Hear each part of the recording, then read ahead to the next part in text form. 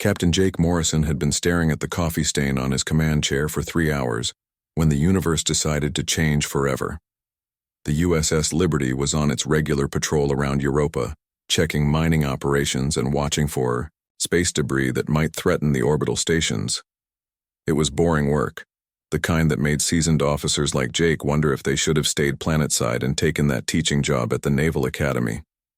The bridge was quiet except for the steady hum of life support systems and the occasional beep from monitoring stations. Communications Officer Ryan Torres was reading a novel on his tablet, probably some adventure story about space pirates and alien queens. Navigator Susan Clark was calculating fuel consumption for the return trip to Earth. Engineer Ben Rodriguez was somewhere in the lower decks, probably fixing something that had broken for the 3rd time this month.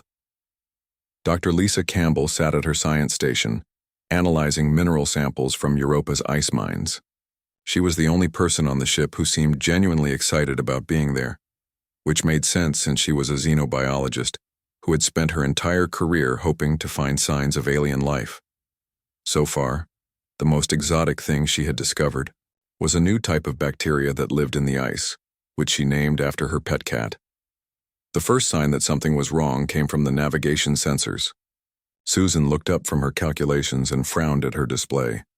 "Captain, I'm reading some kind of gravitational anomaly about 50,000 kilometers off our starboard bow." Jake turned his attention away from the coffee stain and looked at the main view screen. Space looked exactly the same as it always did, which was to say completely empty except for the distant glow of Jupiter and the tiny sparkle of stars. "Define anomaly, Susan." "It's like something really big just appeared out of nowhere, but I can't see anything on visual sensors." Susan's fingers moved rapidly across her control panel, running diagnostics and double-checking her readings. "The gravity signature suggests something at least 10 times the mass of our ship, but there's nothing there." Dr. Campbell suddenly sat up straight in her chair, her coffee mug forgotten as she stared at her own sensor readings. "Captain, I'm detecting some very unusual energy patterns coming from the same location.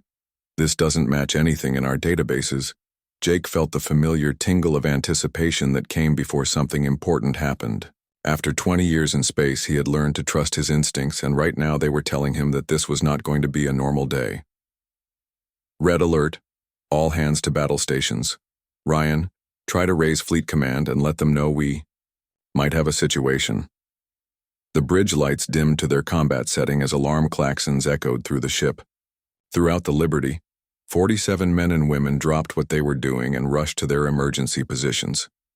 Weapon systems came online, shields powered up, and every sensor on the ship focused on the empty patch of space that somehow wasn't empty at all.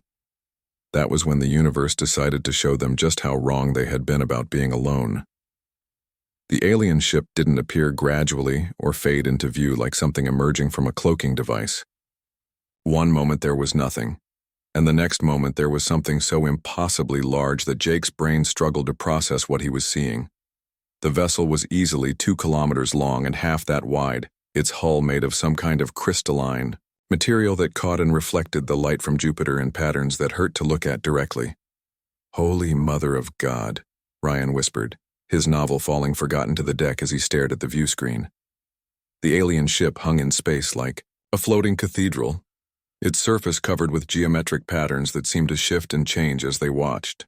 There were no obvious weapons or engines, no markings that suggested which end was the front, no indication of how something that massive could have appeared without warning.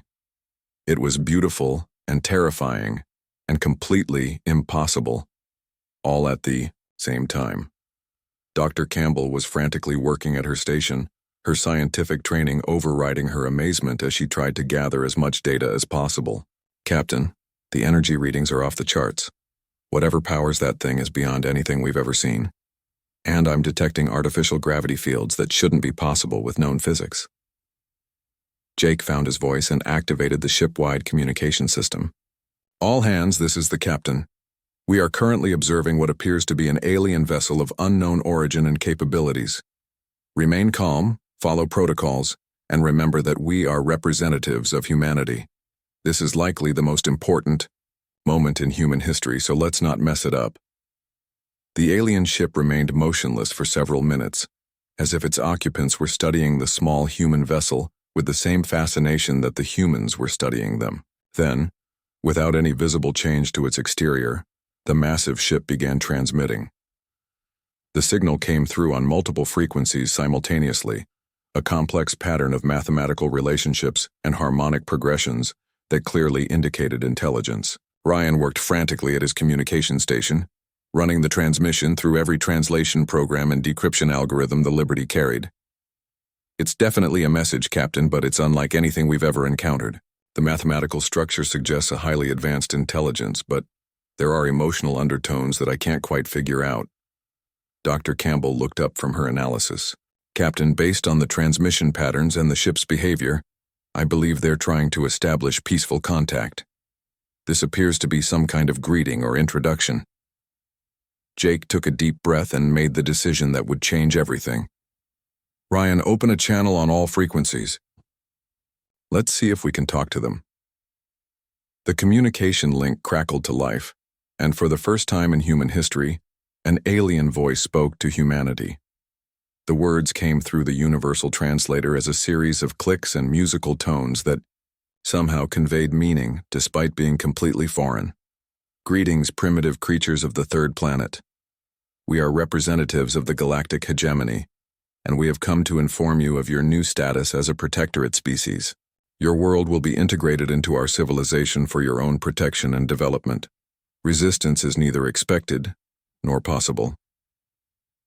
The bridge fell silent as the implications of the message sank in. These aliens weren't just making contact, they were announcing humanity's conquest as if it were already a done deal.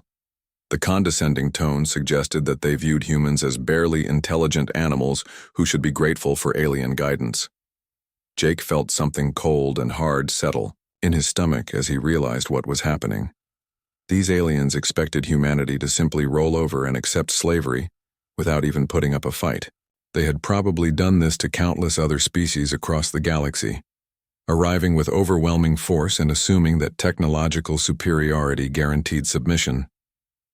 What the aliens didn't understand was that they were dealing with humans, and humans had a very different perspective on conquest and submission. Jake looked around his bridge at the faces of his crew, seeing the same mixture of wonder, fear, and growing anger that he felt himself.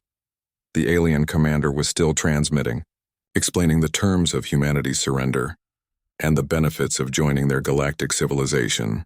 The tone remained patronizing and dismissive, as if the aliens couldn't conceive of any response other than grateful acceptance.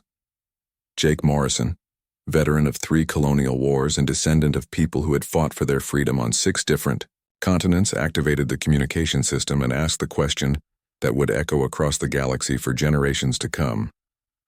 "Is that a threat?" Admiral Kate Williams had been asleep for exactly 47 minutes when the emergency communication from the USS Liberty changed everything. The message from Captain Morrison was simple and terrifying at the same time. First contact had been made, and the aliens were demanding humanity's immediate surrender. Kate rolled out of bed at Fleet Command headquarters on Luna and was in the Situation Room within 10 minutes, still wearing her pajamas under a hastily thrown-on uniform jacket. The main display screen showed a recording of the alien vessel that Morrison had transmitted back to Earth. Even through the grainy long-distance footage, the ship was obviously far beyond anything humanity could build. Its crystalline hull reflected light in impossible ways, and the sheer size of the thing made Earth's most powerful battleships look like toy boats by comparison. "How long do we have?" Kate asked as she reviewed Morrison's full report. "The aliens gave us 72 hours to surrender unconditionally," replied Colonel Amy Foster, Kate's chief of staff. They seemed genuinely surprised that Captain Morrison asked if their demands were a threat.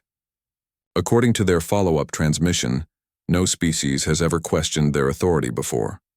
Kate studied the alien ship's specifications that Dr. Campbell had managed to gather during the brief encounter. The vessel's energy output was beyond anything in human technology. Its defensive capabilities were unknown but probably massive, and it had appeared without any warning from sensors that should have detected something that large from millions of kilometers away. "What's our fleet status?" Kate asked, already knowing the answer would not be good.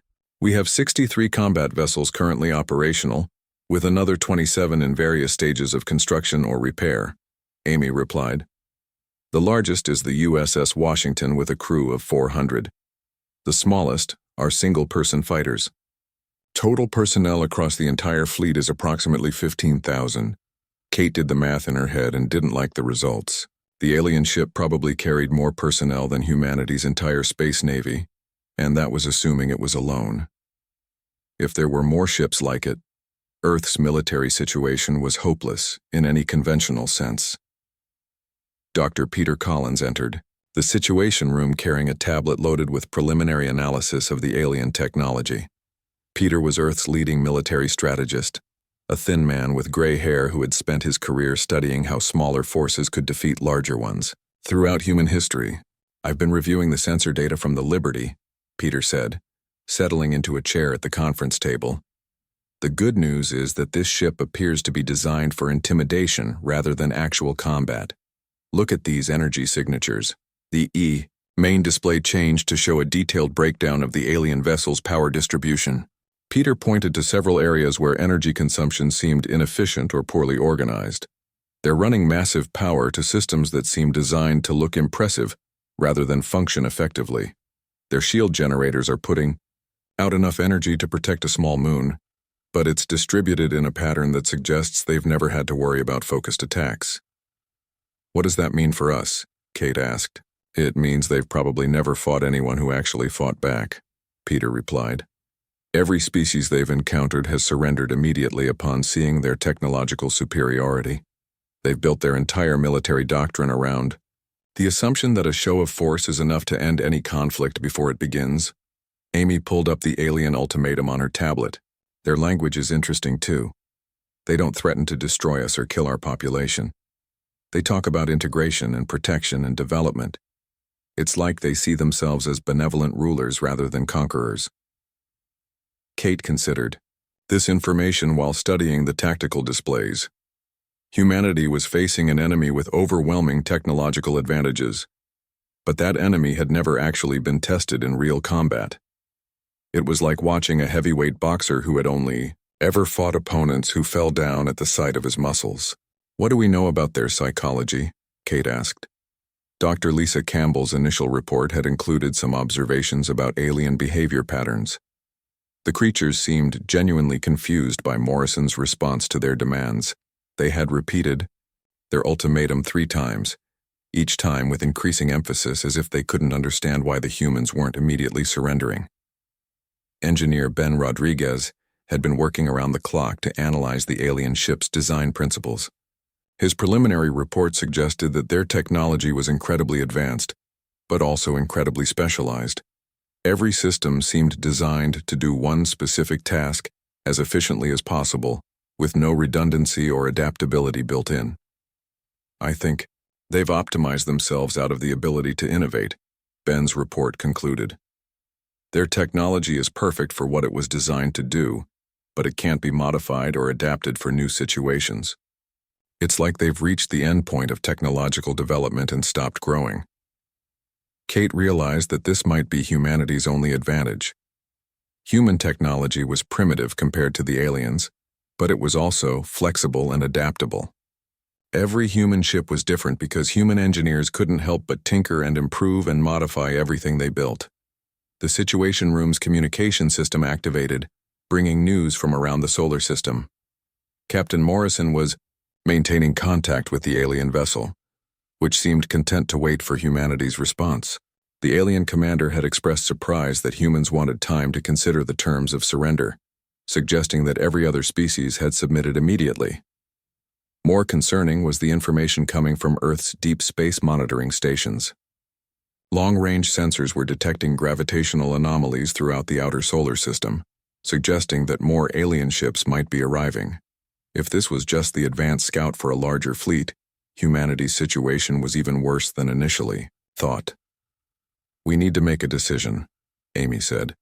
Do we surrender and hope the aliens treat us well, or do we fight a war we can't possibly win? Kate looked around the Situation Room at the faces of humanity's military leadership.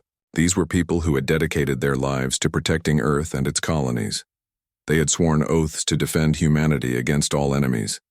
but none of them had ever imagined facing an enemy like this. "There's a third option," Kate said, finally. "We don't surrender, and we don't fight a conventional war either. We fight the kind of war that humans have always been good at." Peter looked up from his tactical analysis with a grim smile. "Guerrilla warfare, hit-and-run tactics, make them fight on our terms instead of theirs." "Exactly," Kate replied. "These aliens expect us to either surrender or meet them in pitched battle where their technological advantages are decisive. Instead, we make them chase us around the solar system while we figure out how to hurt them." The plan that emerged over the next 18 hours was desperate and probably suicidal, but it was also uniquely human. Instead of trying to match the aliens' firepower, Earth's fleet would scatter and attack from unexpected directions. Instead of protecting static targets, they would make the aliens hunt for them among the asteroids and moons of the outer planets. Most importantly, they would use humanity's greatest advantage, the ability to learn and adapt faster than any rational military force should be able to. Every engagement would be a chance to gather intelligence, test new tactics, and develop better weapons. When Admiral Williams transmitted humanity's response to the alien ultimatum, she kept it simple and direct. "We decline your offer of surrender. If you want this system, you'll have to take it." Commander Zexthul stared at the human response transmission with something approaching disbelief. In his 300 years of service with the Galactic Hegemony, he had overseen the integration of 47 primitive worlds. Every single species had surrendered within hours of seeing his fleet's power. The pattern was always the same: initial confusion, brief resistance, then inevitable submission once the locals understood the futility of opposing superior technology. These humans were different, and that difference made Zexthul uncomfortable in ways he couldn't quite explain. The response from their military leader had been polite but firm, delivered without any of the fear or desperation he expected from inferior species. Worse, there had been something in the human female's voice that suggested she was actually looking forward to the conflict. "Sir, the human vessels are dispersing throughout their system," reported his tactical officer, a young hegemony officer named Veltar, who had never seen actual combat. "They appear to be abandoning their defensive positions around the inhabited worlds." Zexthul studied the tactical display with growing confusion. Standard military doctrine for primitive species was to gather their forces around their home planet and make a desperate last stand. Instead, the humans were scattering like seeds in a windstorm, their ships heading toward the outer planets and asteroid fields, where they would be isolated and vulnerable. "Perhaps they are fleeing," suggested Veltar. "Many species attempt to escape when they realize resistance is futile." But Zexthul had studied the human communications intercepts, and these creatures weren't acting like refugees. Their transmissions were calm and professional, full of technical discussions and tactical planning. If anything, they seemed energized by the prospect of battle, which made no sense for a species facing certain defeat.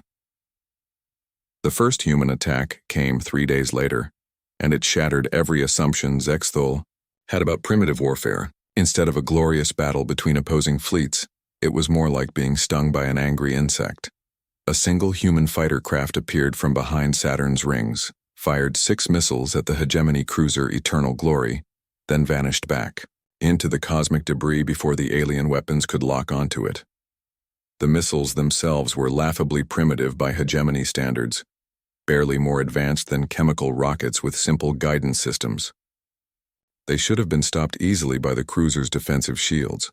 Instead, they punched through the energy barriers like they weren't even there, detonating against the hull with enough force to cripple the ship's main engines. "How is this possible?" Veltar asked as damage reports flooded the command center. "Our shields are rated to stop weapons 1,000 times more powerful than those primitive rockets."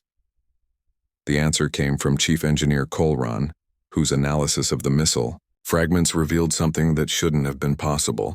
The humans had somehow modified their weapons to exploit a specific frequency vulnerability in hegemony shield technology. It was as if they had studied the alien defenses for years instead of days. More attacks followed over the next week, each one revealing new human innovations that defied rational explanation. The creatures seemed to learn from every engagement, adapting their tactics and weapons faster than any species should have been able to. What started as primitive chemical rockets evolved into sophisticated multi-stage weapons that could change course mid-flight and coordinate with each other in complex attack patterns. Captain Oliver Martinez led most of these early strikes, flying a modified mining vessel that had been hastily converted for combat. His ship carried no advanced weapons or sophisticated defenses, just a collection of improvised missiles and an engine that had been stripped down for maximum speed and maneuverability. By all logical measures, he should have been dead within hours of engaging the alien fleet. Instead, Martinez had become something that hegemony military doctrine said was impossible. A primitive fighter pilot who could consistently outmaneuver ships with technology centuries beyond his own. His tactics made no sense by conventional standards, involving impossible risks and maneuvers that should have been suicidal, but somehow worked. They fight like madmen, Zexthal reported to the Galactic Council during his daily briefing.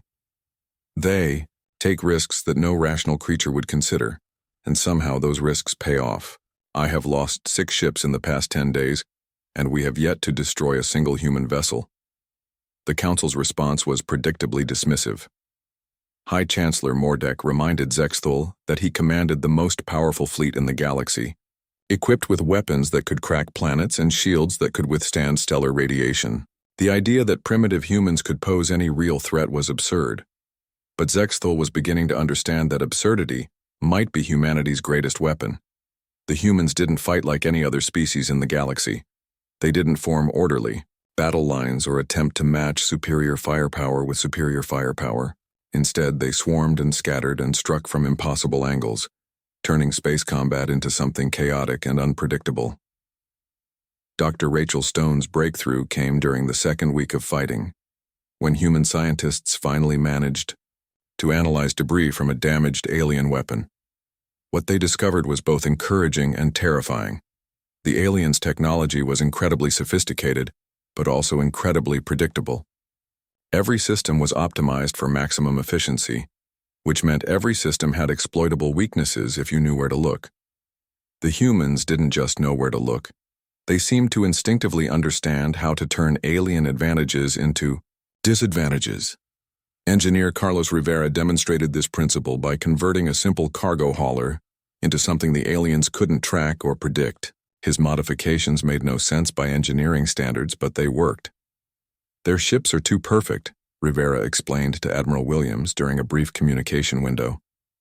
Every system is designed to work with every other system in the most efficient way possible. But that also means that if you disrupt one system, you can cascade failures throughout the entire ship. This insight led to the development of what humans called chaos weapons, devices designed not to destroy alien ships but to confuse and disorient them. A simple electromagnetic pulse that disrupted alien navigation systems for 30 seconds was enough to turn a mighty hegemony cruiser into a sitting duck for human fighters. The psychological impact on the alien crews was even more significant than the physical damage. Hegemony personnel had never experienced defeat before, and they were completely unprepared for the stress of actual combat. Many alien ships reported crew members refusing to leave their quarters or perform their duties, paralyzed by fear of the unpredictable humans. Commander Zexthal found himself in command of a fleet that was technically superior in every measurable way but was being systematically destroyed by creatures that shouldn't have been able to threaten a single hegemony patrol boat. His requests for reinforcements were met with bureaucratic delays and political discussions that seemed to ignore the reality of his situation. The humans, meanwhile, were getting stronger with every passing day. Their improvised weapons were becoming more sophisticated, their tactics more refined, and their coordination more effective. What had started as desperate resistance was evolving into something that looked suspiciously like an actual military campaign. When Captain Gary Thompson's engineering team successfully captured an intact alien fighter craft, the balance of power shifted dramatically.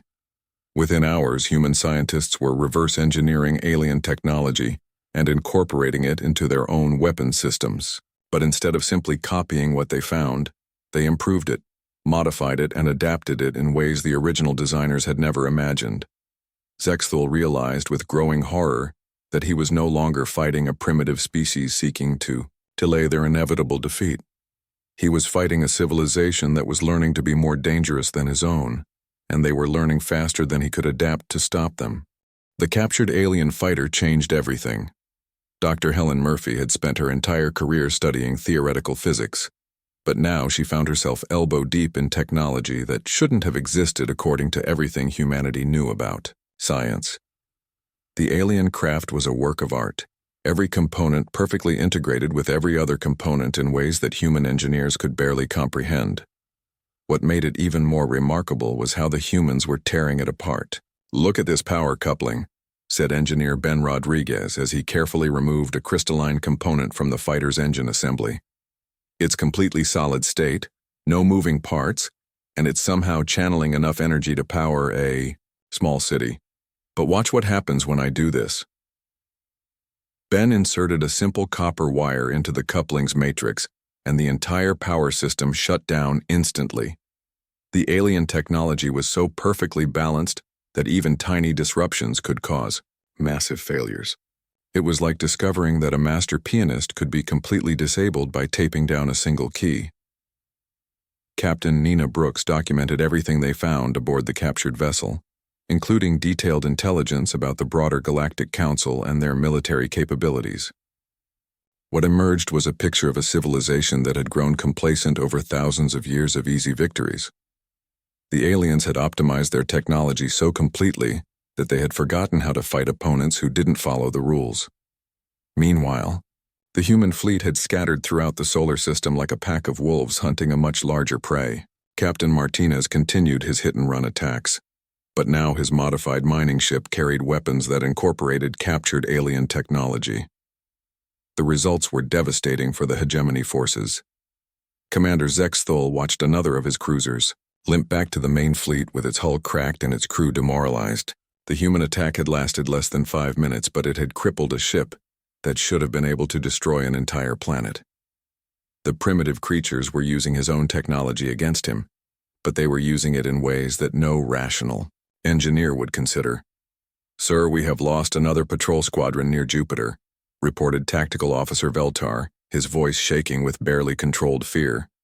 "The humans ambushed them using some kind of stealth technology that our sensors cannot detect." The stealth technology in question was actually a brilliant piece of human improvisation. Engineer Carlos Rivera had discovered that alien sensors were designed to detect large, organized energy signatures like those produced by conventional spacecraft. They completely ignored anything that looked like random space debris or natural phenomena. So the humans had disguised their ships as asteroids, coating them with ice and rock until they were invisible to alien detection systems. When hegemony patrols passed by these fake asteroids, they suddenly came alive with weapons fire before disappearing back into the cosmic background noise. Dr. Frank Johnson's analysis of captured alien computers revealed even more disturbing information. The hegemony military databases contained detailed records of over 300 conquered species, but every single conquest had followed the same pattern. The aliens would arrive with overwhelming force, demand surrender, and receive immediate submission within days or even hours. Humanity was the first species in recorded galactic history to not only refuse surrender, but actually fight back effectively. The psychological impact on the alien crews was catastrophic. They had been trained to be administrators and peacekeepers, not warriors. Many hegemony ships reported crew members suffering from what human psychologists would recognize as severe anxiety disorders. The tide of battle turned completely when Captain Steve Parker led the first boarding action against an alien vessel. The hegemony had assumed their ships were impregnable, protected by energy shields and automated defense systems that could repel any primitive attack. They hadn't counted on human creativity. Parker's team didn't try to break through the alien hull or overcome their defensive systems. Instead, they convinced the ship's own computers to let them in. Dr. Lisa Campbell had discovered that alien computer systems were incredibly sophisticated, but also incredibly trusting. They were designed to work in a galaxy where deception and hacking were virtually unknown.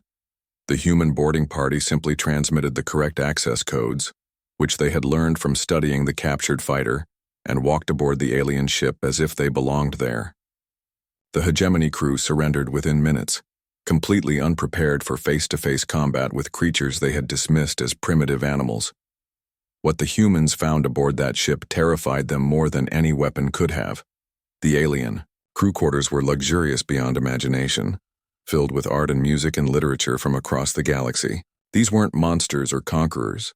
They were sophisticated beings who genuinely believed they were helping primitive species by bringing them into their galactic civilization. The ship's library contained detailed records of how other species had been integrated into the hegemony. Most had been grateful for alien guidance, welcoming the advanced technology and peaceful order that came with submission. Many conquered worlds were now prosperous members of galactic society, their populations living longer and healthier lives than ever before. But they were also slaves, even if they didn't realize it. Every aspect of their civilization was controlled by the Galactic Council, from their government structure to their military capabilities to their technological development. They had traded freedom for security and didn't even understand what they had lost. Commander Zexthul made increasingly desperate calls to the Galactic Council, but help was still months away.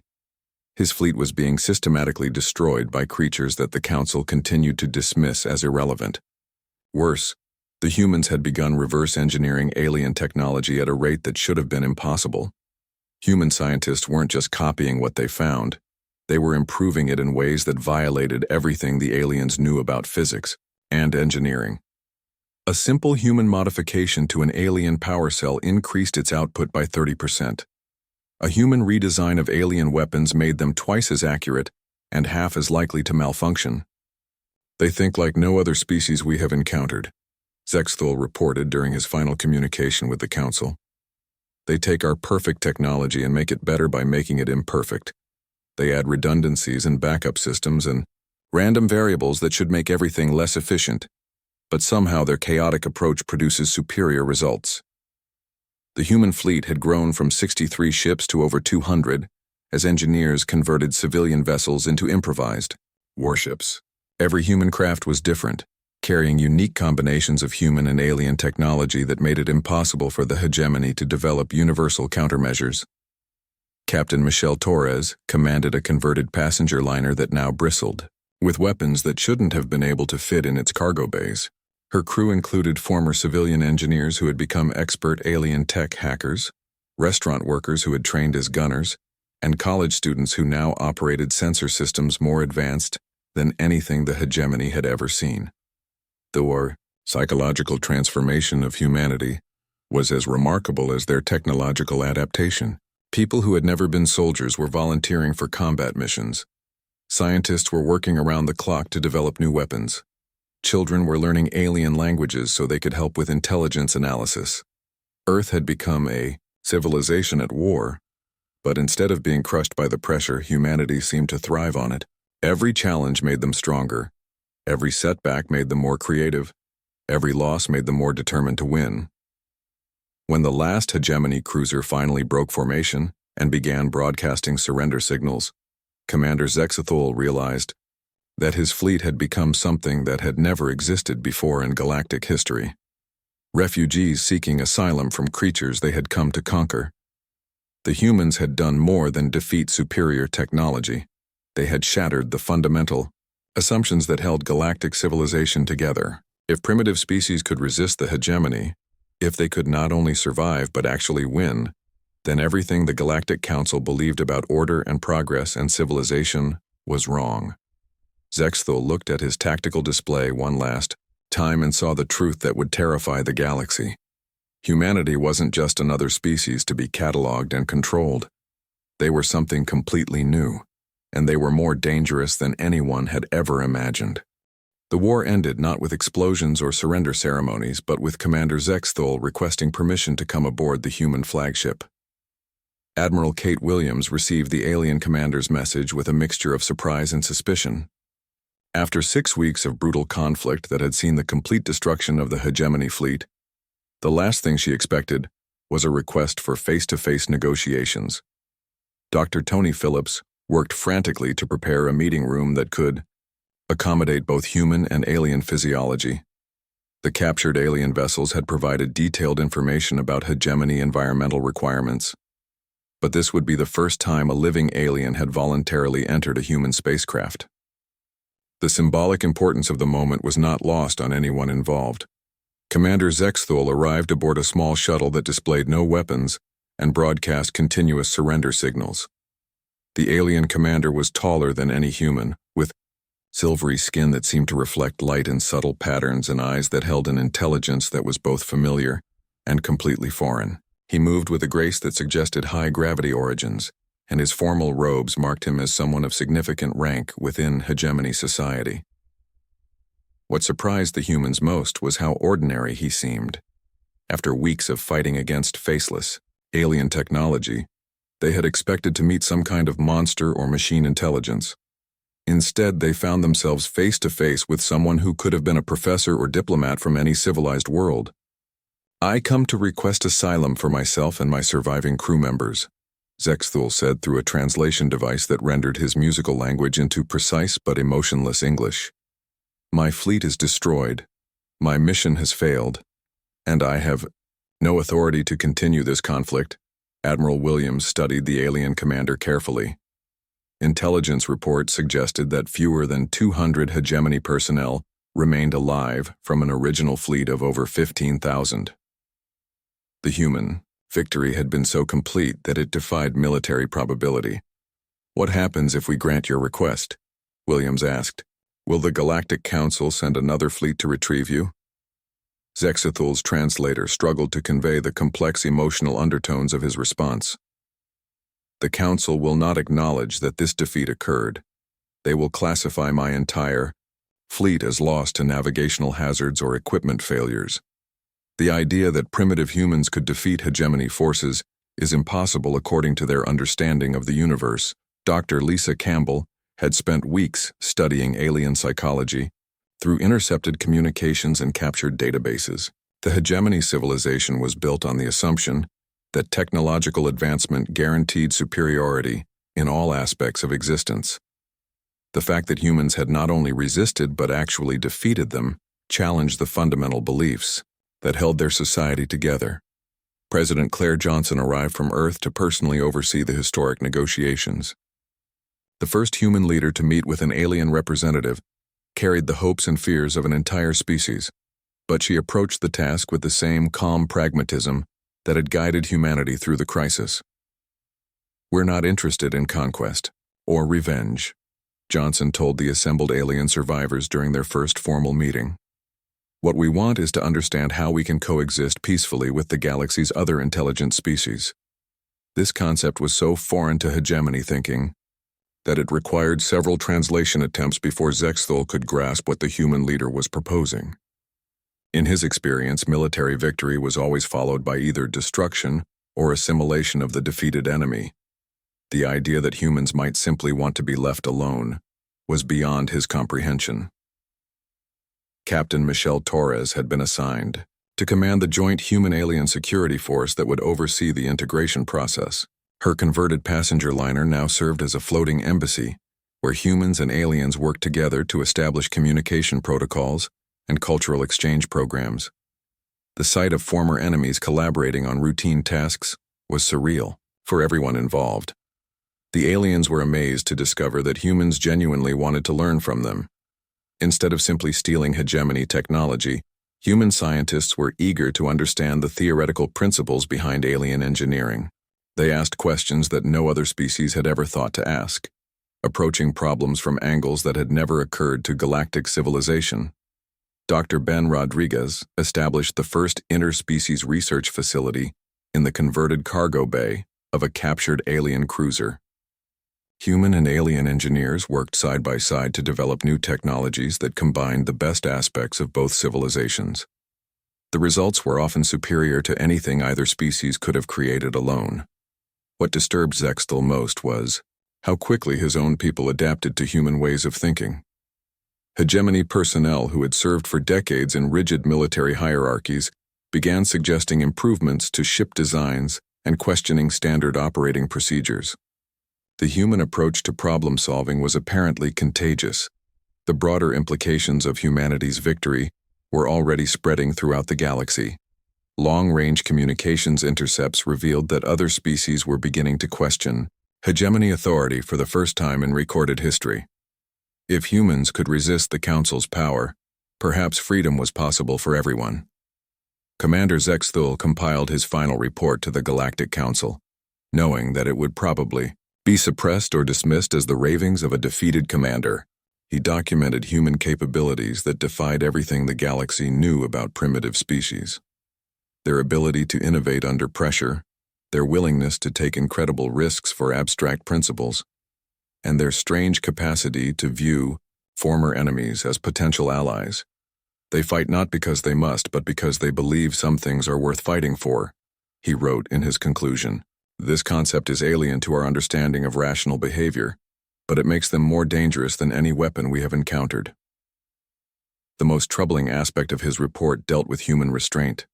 These creatures could have easily destroyed his entire fleet and slaughtered every alien survivor, but they had chosen mercy instead. They had demonstrated the ability to be more ruthless than any species in galactic history, then proved they had the wisdom not to use that ability unnecessarily. Captain Jake Morrison, whose simple question had started the entire conflict, now found himself serving as Earth's first ambassador to the surviving alien population. His ship had been refitted with quarters suitable for hegemony physiology, and his crew had become experts in interspecies diplomacy. The coffee stain on his command chair had become a lucky charm that he refused to clean. As news of humanity's existence spread to distant worlds, other species began sending their own diplomatic missions to Earth.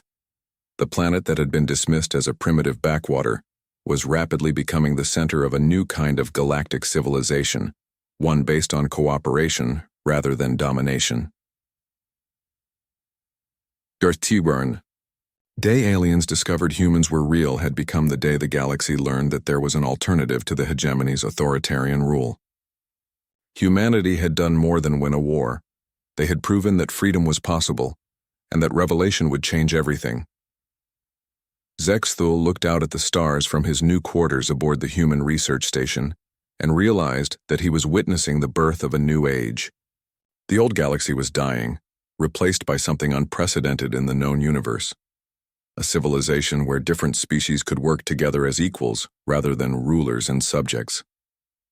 The humans had kept their promise about coexistence, but they had also kept their promise about being dangerous when threatened. Any species that chose conflict over cooperation would face the same fate as the hegemony fleet. The galaxy now knew that humanity was both a powerful ally and a terrible enemy, and the choice of which relationship to pursue was entirely up to them.